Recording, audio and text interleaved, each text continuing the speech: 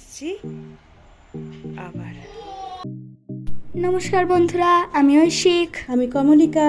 আমরা আবার চলে এসেছি কিংডম অফ ঐশিকের তরফ থেকে নতুন আরেকটা ব্লগ নিয়ে।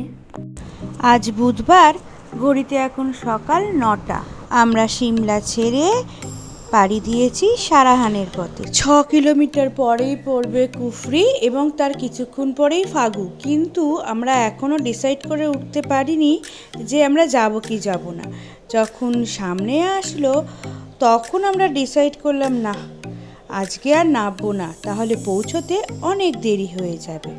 আর এই যে পাহাড়ের গায়ে বাঁদিকে মশারির মতো দেখছেন সব টাঙানো আছে, এগুলো সমস্ত আপেল বাগান। আর সেইগুলোকে শিশিরের হাত থেকে বা পোকা মাকড় পাখিদের হাত থেকে বাঁচানোর জন্যে এইভাবে মশারি বিছিয়ে রাখে। খুব ওপরে উঠে গেলে তলাটার দিকে তাকালেই মনে হচ্ছে পাহাড়ের গায়ে একগুচ্ছ প্লাস্টিক পড়ে আছে, কিন্তু তা না, এইভাবে ওরা আপেলগুলোকে সংরক্ষিত করে। এখন সবে খুব ছোট্ট ছোট্ট আপেল ধরেছে, যেগুলো সেপ্টেম্বরে পেকে রেডি হয়ে যাবে খাওয়ার জন্যে। এত ভালো লাগছিল। এগুলো সিমলার আপেল। আবার কিন্নরের আপেল এখন সবে ফুল ধরে আছে। কি সুন্দর আপেল ফুল দেখতে, ওগুলো পরে অন্য ব্লগে দেখাবো। আর ওই কিন্নরি আপেলগুলো নভেম্বর মাসে রেডি হয় খাওয়ার জন্য। আমরা পৌঁছে গেলাম সারাহান। সারাহানকে বলা হয় গেটওয়ে অফ কিন্নর। আমরা এতক্ষণ ছিলাম সিমলা ডিস্ট্রিক্ট, এখন চলে এসেছি কিন্নর ডিস্ট্রিক্ট। তবে হ্যাঁ, এত সহজে আসিনি। সিমলা থেকে কিন্নরের দূরত্ব প্রায় 160 কিলোমিটার এবং আমাদের 5 ঘন্টারও বেশি সময় লেগেছে। তাও রাস্তায় শুধু ব্রেকফাস্ট আর লাঞ্চ ছাড়া একদম আমরা আজকে থামিনি। আর আমাদের বুক ছিল ভীমাকালী টেম্পলেরই গেস্ট হাউস। তো আমাদের গাড়ি সোজা এসে ঢুকেছে ঠিক মন্দিরের সামনে। এই হলো মন্দিরের ঢোকার রাস্তা। দেখুন, দুখানা টেম্পো ট্রাভেলারও দাঁড়িয়ে আছে, তার মানে আরও সব ট্যুরিস্ট ভেতরে রয়েছে। তাদের সাথে আলাপ পরিচয় মনে হচ্ছে ভালোই জমে যাবে। আমরা ঢুকে পড়েছি মন্দিরের ভেতরে। এই হলো মন্দিরের প্রথম উঠোনটা। আগে গেস্ট হাউসের অফিসে যাব, কথাবার্তা করে রুমটা আগে নেব, আর তারপর মন্দির দর্শন। এই যে সামনের বিল্ডিংটা দেখছেন, ওইটাই হলো গেস্ট হাউস। চলুন আগে কথাবার্তা ওরা বলে নিক, ততক্ষণ আমি একটু বাগানটা দেখি। ভীষণ ভীষণ সুন্দর বাগান মন্দিরের ভেতরে। আর কি যে সুন্দর সুন্দর ফুল ফুটে রয়েছে, তা বলে বোঝানো যাবে না। এমনকি সমস্ত মন্দিরটা জুড়ে এরকম ফুলের বাগান দিয়ে সাজানো। যাওয়ার সাথে সাথে আমাদের রুম দিয়ে দিয়েছে। আগে একটু ব্যাগপত্রগুলো রাখি, একটু ফ্রেশ হব। আর এই ডান দিকটা হলো মন্দির। এই যে দরজাটা, এইখান দিয়ে ঢুকতে হবে। এখানে নাকি প্রত্যেকটা দরজার পর একটা করে এরকম উঠোন আছে। চলুন আগে তো ব্যাগপত্র রাখি, তারপর মন্দিরে ঢুকবো। এই হলো মন্দিরের দরজা, পুরোটাই রূপো আর সোনার কাজ করা। এই রূপোর ভেতরে যে গোল্ডেন কালারগুলো দেখছেন, ওগুলো সব সোনা আর রূপো দিয়ে কাজ করা। এটা না, রাম লক্ষ্মণ সীতা ভরত শত্রুঘ্ন আর হনুমান। কোলে কাকে নিয়ে যাবা? রাম কোলে নিয়েছে, গলা জড়িয়ে ধরে রয়েছে। দেখো শেখো শেখো, একটু শেখো। সীতার বডির ওয়েটটা দেখো। আমি বলিনি ওরকম কোলে চলে আমি বসে থাকতে, ওরকম যত্নে কোলে রাখা। চড়ালেই আবার চারটে। শিব পার্বতী গণেশ, আর এটা হচ্ছে শিব পার্বতী, এটাও গণেশ, তাই তো দুটোই তো একই। সব রূপোর কাজ। হ্যাঁ, না ওটা ব্রহ্মা হতে পারে।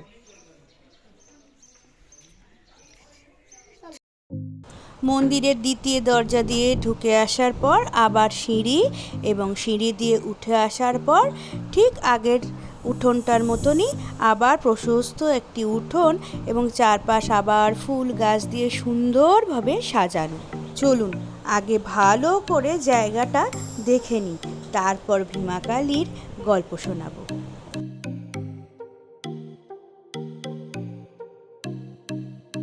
মন্দিরের সাথে সাথে আমাদের ড্রেসটাও কিন্তু আপনারা একটু ফলো করবেন। সবাই আজকে এক রকম পরেছি, আর এই আসবো বলে ঘুরতে আমরা এটা কিনেছি, সবাই এক রকম ড্রেস পরবো বলে। বেশ কিছুক্ষণ ধরে আমরা এখানে ফটো তুললাম। আর বুঝতেই পারছেন মন্দির চত্বর একবারেই ফাঁকা, সুতরাং আমাদের ওই কাজটাতে আর দেরি করলাম না। আর এখানে মন্দির সম্পর্কে লেখা আছে, সবাই মিলে ওটা বেশ শান্ত মনে দাঁড়িয়ে দাঁড়িয়ে পড়লাম। মন্দির মানে আমরা যা বুঝি ঠেলা ঠেলি ভিড়, কিন্তু এখানে যে কটা মন্দির বা যে কটা মনিস্ট্রি ঘুরেছি, এত ফাঁকায় ফাঁকায় আর এত শান্ত পরিবেশ, কেউ যেন প্রয়োজনের অতিরিক্ত একটা কথাও কারোর সাথে বলে না। মন্দিরের তৃতীয় দরজা পেরিয়ে এবার আমরা ঢুকে গেলাম আরও ভেতরে, এবং তৃতীয় দরজা পেরোনোর সাথে সাথে আবার একটা ওই রকম বড় উঠোন। আর এইখানে দেখা মিলল নিরাপত্তারক্ষীর, এবং তিনি আমাদের আটকে দিলেন, মাথায় ঢাকা না দিয়ে মন্দিরের ভেতরে প্রবেশ নিষেধ। ওড়না বা যদি টুপি থাকে তো ঠিক আছে, নালে ওখান থেকেই টুপির ব্যবস্থা করা হবে, সেই টুপি মাথায় দিয়ে তবে মন্দিরের ভেতরে প্রবেশ করতে পারবে। তাছাড়া মোবাইল, মানি ব্যাগ, বেল্ট, চামড়ার যে কোনো জিনিসই এইখানেই একটা লকার দেবে, সেই লকারে খুলে যেতে হবে। তবে অসুবিধার কিছু নেই, লকারের যে চাবি সেটা নিজের কাছেই রাখতে পারবেন। এই হলো মূল মন্দির। ভীমাকালী মন্দির হলো 51 পীঠের একটা পীঠ। এখানে দেবীর বাম কান পড়েছিল, সেই জন্যে কথিত আছে এইখানে নাকি এসে মনস্কামনা জানালে সরাসরি মায়ের কানে গিয়ে পৌঁছয়, তাই এই মন্দির এত জাগ্রত। এই মন্দিরটা হলো পুরনো মন্দির, এখন এই মন্দিরটা বন্ধ হয়ে এই নতুন মন্দিরটায় মাকে শিফট করা হয়েছে।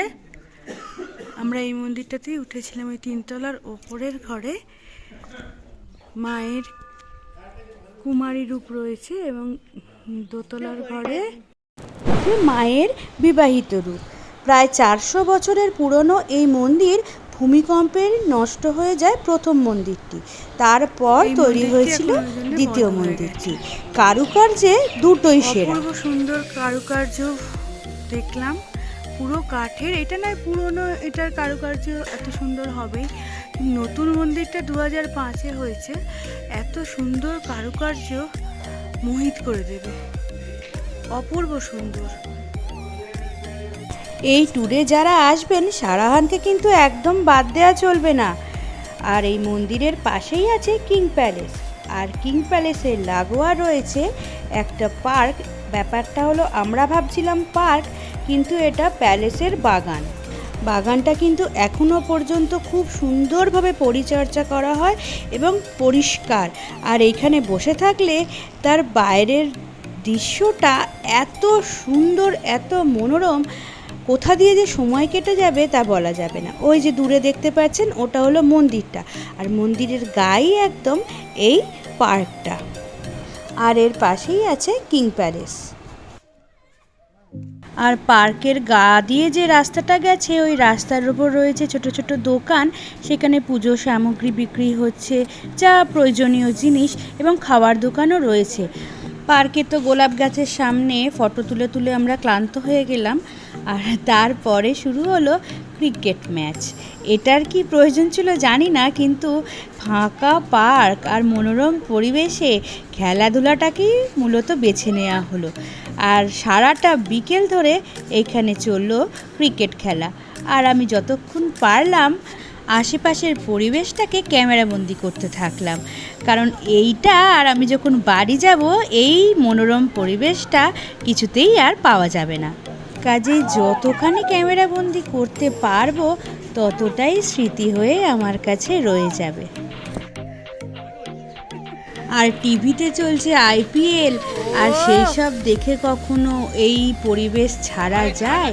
তাই সবাই মিলে নেমে পড়েছে মাঠে, আমি না বিনু, কারণ আমি মোটেই খেলাধুলা করতে পারি না।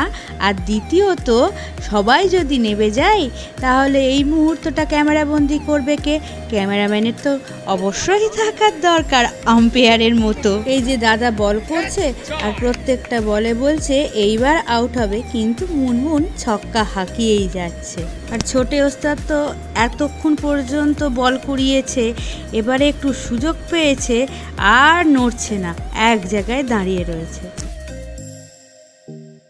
যাই, ও তো একটা বল লাগাতে পারবে না, সবই ক্যাচ করতে হবে। দেখ কি বলছে।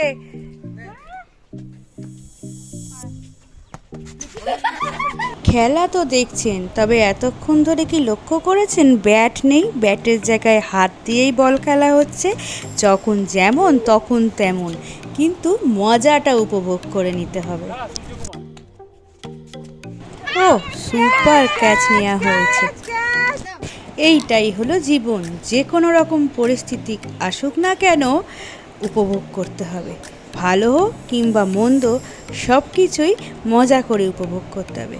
খেলাধুলো করে তো পেয়ে গেছে ভীষণ খিদে, সামনে একটা ছোট্ট হোটেল আছে, ওইখানে যাব খেতে।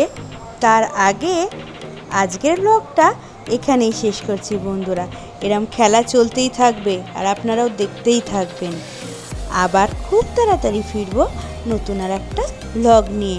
আপনারা ভালো থাকবেন, আর আমাদের ভিডিওটা যদি ভালো লেগে থাকে প্লিজ লাইক আর কমেন্টস করতে ভুলবেন না যেন। আর আমাদের ব্লগগুলো যদি ভালো লেগে থাকে চ্যানেলটা সাবস্ক্রাইব করে নেবেন প্লিজ। সারাহানে আছে আরও একটি চমক, গান বাজনার থেকেও আমরা থাকিনি বিরত, সেইটা নিয়ে আসছি পরের ব্লগ। এইটা এখানকার লোকাল খাবার, একবার ট্রাই করে দেখবেন কিন্তু। আজকের মতো টাটা।